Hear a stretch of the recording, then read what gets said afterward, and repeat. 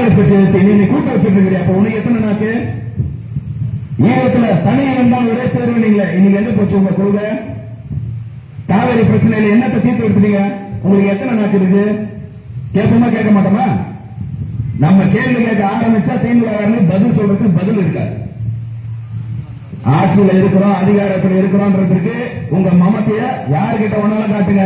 பாட்டாளி மக்கள் கட்சியாளர்கிட்ட காட்டாதீங்க. நாங்க ஆட்சியில இல்லைனாலும் ஆட்சியில இருந்தாலும் இல்லைனாலும் இப்படிதான் இருப்போம். எங்க கூட்டம் தேன்கூடு மாதிரி கல் இருந்து பார்த்தா ஆபத்து உனக்குதான், எங்களுக்கு இல்ல. நீ ஒன்னா கை வச்சு பாரு. இதுக்கப்புறம் நாங்க எதுவாக சந்திக்க தயாரா தான் இருக்கிறோம். நாங்க அந்த முடிவுக்கு வந்துட்டோம். முடிவு வந்துட்டு தான் ஐயா எங்களை இறக்கி விட்டுருக்கிறாரு. நாங்க களத்துக்கு வருவதற்கும் தயாரா இருக்கிறோம். ஜாகிரதையா இருந்துங்க. ஜாகிரதையா இருந்ததுன்னு சொல்றது மிரட்டுறதோ இதுவெல்லாம் கிடையாது. எங்க கிட்ட வீண் நம்ப பண்ணாது. நாங்க எங்க பாட்டு எங்க போக்குல போயிட்டு இருக்கிறோம்.